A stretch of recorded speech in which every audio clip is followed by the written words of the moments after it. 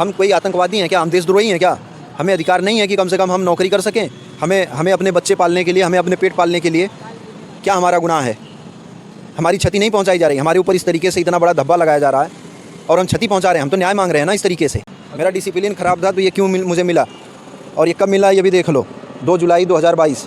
Sir कैसा लगता है जब इस प्रकार आप तिरंगा लेके हाथ में, गले में ये बोर्ड लेके, माइक लेके, कटोरा लेके जब सड़कों पे आप गुजरते हैं, जब आपको लोग देखते हैं तब आपको कैसा फील होता है? जिस हर्ष उल्लास के साथ आप सेना में जब भर्ती होते हो तो पूरे गांव का सीना चौड़ा होता है। लोग कहते हैं कि हमारे गांव का लड़का सेना में गया है। उसी तरीके से जब आपको निकाला जाता है तो उसी दृष्टि से आपको पूरे समाज, गाँव के लोग देखते हैं। कोई आपसे बात नहीं करेगा, कोई आपकी तरफ देखेगा नहीं, बोला इसको तो सेना ने निकाल दिया है। रक्षा मंत्री तक आपकी आवाज़ नहीं पहुँची हो? यार फोटो दिखा दिया, मिल करके आगे, हाथ में लेटर दे करके आगे, अभी आवाज़ कैसे नहीं पहुंच रही है? देश की सुरक्षा प्रशिक्षण के साथ हो रहे खिलवाड़ व तमाम छोटे बड़े भ्रष्टाचार तथा सैनिकों के साथ होने वाले दुर्व्यवहार से तंग आकर इस रोजगार को त्यागने के संबंध में इसको लिख करके 12/3/2023 को देता हूँ। सारा वीडियो आपका हमारे चैनल पे चला हुआ है, तो एक लोग का कमेंट था, ये जो फौजी है ये अपने आप को जब न्याय नहीं दिला सकता है तो आम जनता का, आम पब्लिक को क्या दिलाएंगे? तो अभी यही तो है, क्या कर सकते हैं बताओ? हथियार उठा लें, एक तरफ से लोगों को भूनना शुरू करें? भाई ये तो अभी देश, वो उस तरीके से चंद्रशेखर आज़ाद, भगत सिंह तो नहीं बन सकते कि नहीं हाँ हथियार उठाओ, देश गुलाम है अपने लोगों के ऊपर, इसलिए तो कटोरा उठा करके न्याय मांग रहे हैं। लेकिन मजबूर किया जा रहा है कि अगर वो ये ट्वीट कर रहा है कि नहीं, एक फौजी जो खुद न्याय नहीं ले सकता और दूसरों को क्या न्याय दिलाएगा? तो उसे सोचना चाहिए कि वही फौजी सरहद पे जब खड़ा होता है तो तुम चैन से सोते हो, और जब वही तिरंगे में लिपट करके आता है तो इतनी भीड़ लगाते हो कि पूछिए मत। तब फोटो खिंचाने के लिए तब आगे आते हो।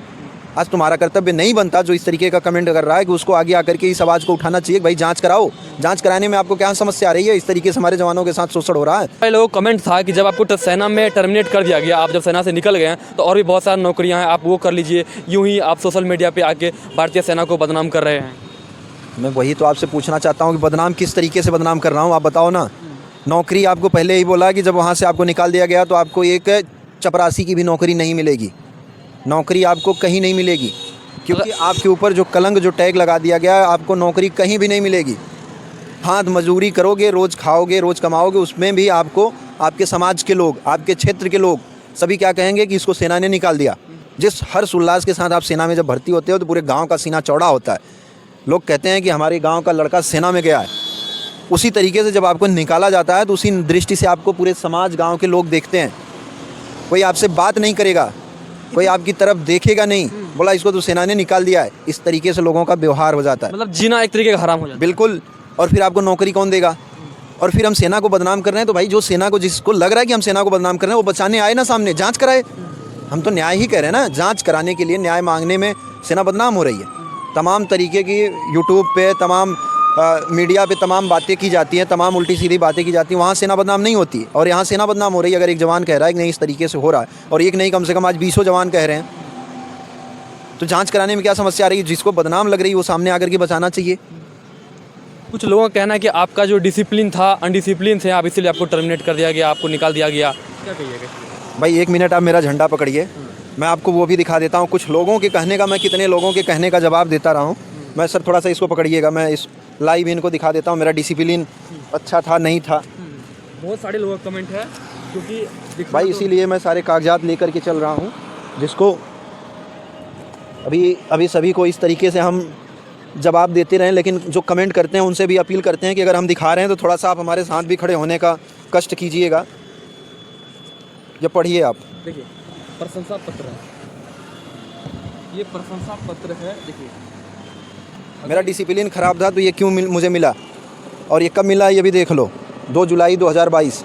यही नंबर ये है मेरा, ये रैंक सिग्नल मैन, नाम HK यादव, ये देख रहे होंगे HK यादव, नाम भी कोई अलग नहीं है, यही है नाम HK यादव, ये सामने लिखा हुआ। 12 कोर सिग्नल रेजिमेंट अरेन में सेवा करते हुए सार्थक कर्तव्य निष्ठा एवं कार्य दक्षता का परिचय देने और यूनिट में अन्य लोगों को उदाहरण प्रस्तुत करने पर मैं आपकी प्रशंसा करता हूँ। 2 जुलाई 2022 पे एक कर्नल के द्वारा ये दिया जाता है। तो मेरा जब डिसिप्लिन ख़राब था, अभी आज तक मेरी ना कोई रेड एंट्री, ना कोई ब्लैक एंट्री, ना कुछ भी है। और उसके बाद जब मैं त्यागपत्र देता हूँ कि भाई आप ये कह रहे हो कि यहाँ पे हम कुत्ते घुमाने के लिए आए हैं, तुम्हारी मैडमों की देखभाल करने के लिए आए हैं, तुम्हारे बूट पॉलिश करने के लिए आए हैं, तब तुम आज इस तरीके से एलिगेशन लगाते हो, ये क्या है? देश की सुरक्षा प्रशिक्षण के साथ हो रहे खिलवाड़ व तमाम छोटे बड़े भ्रष्टाचार तथा सैनिकों के साथ होने वाले दुर्व्यवहार से तंग आकर इस रोजगार को त्यागने के संबंध में इसको लिख करके 12/3/2023 को देता हूँ। यह देखिए अखबार में खबरें छपने नहीं दी जाती हैं किसी तरीके से। एक छोटा सा अखबार लिखता है सेना के जवान ने प्रताड़ना का आरोप लगा कर दिया इस्तीफ़ा। आप इसकी जांच नहीं करा सकते, इस पर बात नहीं कर सकते। आप उल्टा कोर्ट बैठा करके अपने से एक कागज़ में कि हम आपको निकाल दे रहे हैं, उसका एक कागज़ भी नहीं दे पा रहे हो आप कि कम से कम एक कागज़ दे दो जिसको लेकर के हम कोर्ट जा सकें, न्यायालय जा सकें।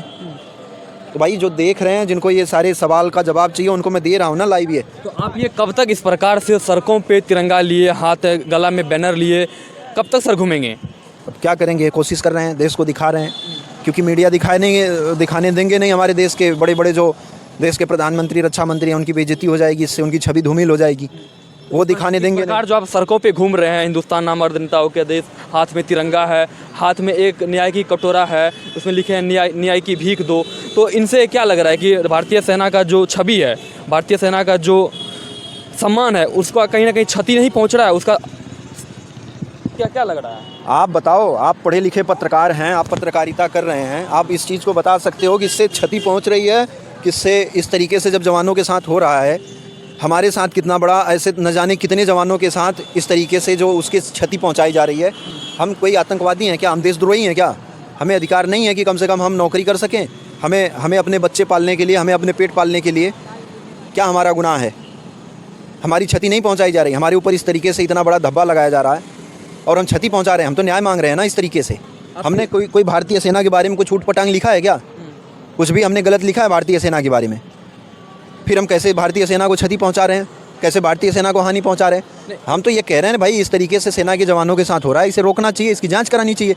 जब क्षति इससे हो रही तो सामने वाला रक्षा मंत्री बैठे हैं ना, उनको जांच करानी चाहिए ना, सुनना चाहिए ना, उनसे भी तो मिल करके आए हैं। कहीं रक्षा मंत्री तक आपकी आवाज़ नहीं पहुँची हो? यार फ़ोटो दिखा दिया, मिल करके आगे, हाथ में लेटर दे करके आगे, अभी आवाज़ कैसे नहीं पहुँच रही है? तमाम वीडियो वायरल हो रहे हैं, आप कह रहे हो क्या वो मोबाइल नहीं चलाते? उनके पास वीडियो नहीं जाती होगी? 3 बार उनकी आवाज़ पे जा करके उनको लेटर दे करके आगे। मोदी जी से मिलने का प्रयास किए थे कभी भी? जब रक्षा मंत्री मिलने के लिए उनके पास समय नहीं, बोला दूर से हाथ प्रणाम कर लो, लेटर पकड़ा दो। तो मोदी जी तो बहुत बिजी आदमी हो, तो देश विदेश के चक्कर लगाते रहते हो, कहाँ उनके पास समय है हम जवानों से मिलने के लिए? बहुत सारे लोग कह रहे थे कि मोदी जी पे हमें भरोसा है, सेना को बोलिए कि मोदी जी के कम से कम एक बार पास जाए। दे कोई अगर हो, मुझे पहुँचा सकता हूँ, मैं मिलने के लिए तो कह रहा हूँ, मैं तैयार हूँ सबसे मिलने के लिए। कोई अगर पहुँचा सके तो मिला दे। मैं योगी बाबा जी के पास गया, वहाँ पे वो नहीं मिले। तो आप 15 महीनों से इस प्रकार रोड पे, सड़कों पे चल रहे हैं, तो अभी आपका घर परिवार कैसे चल रहा है?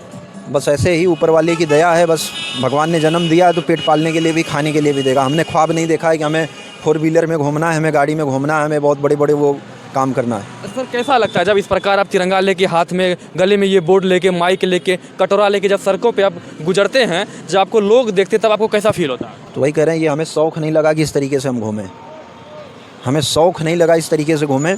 और ये चीज़ आप खुद महसूस कर सकते हो कि कैसा लगता होगा इस जगह पे। अगर आप होते तो आपको कैसा लगता, या जो भी जिसके मन में ये सवाल आता होगा वो भी अपने इस सवाल को पूछेगा कि अगर उस जगह पे मैं होता और मुझे इस तरीके से घूमना पड़ता और कोई साथ नहीं देता, कोई साथ नहीं खड़ा होता, कोई सुनता नहीं, तो कैसा लगता। और इस तरीके से अगर आपके पेट पे लात मारी जाए, आपके साथ इस तरीके से कलंक लगाया जाए, आने वाली पीढ़ियों के ऊपर भी कलंक लगाया जाए, तो कैसा फील होता। अभी सर गांव वाले आपको तो पूरा बुरा नज़र से देखते होंगे, आपके परिवार वालों को भी बुरा नज़र से देखते होंगे।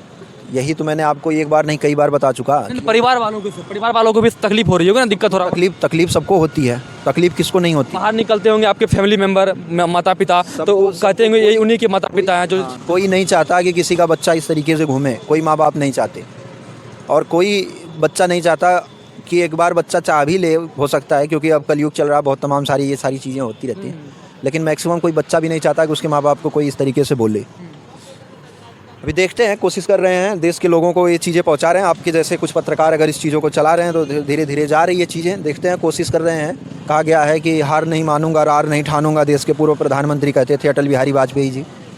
हम भी उसी रास्ते पर चल रहे हैं, कोशिश कर रहे हैं कि शायद कोई ऐसा दिन आए, कोई ऐसा व्यक्ति टकराए, कोई ऐसा व्यक्ति कहे कि नहीं मैं ज़िंदा हूँ, मैं बात करूँगा जवानों की, मैं रखूँगा, मैं चलो आपके साथ कंधे से कंधा मिला करके खड़ा हूँ। बाकी आपको इनका सारा मैटर समझ में आ गया होगा। हमें अपने भारतीय सेना पे गर्व है, लेकिन कुछ जो अधिकारी है उसका भी जांच होना ज़रूरी है।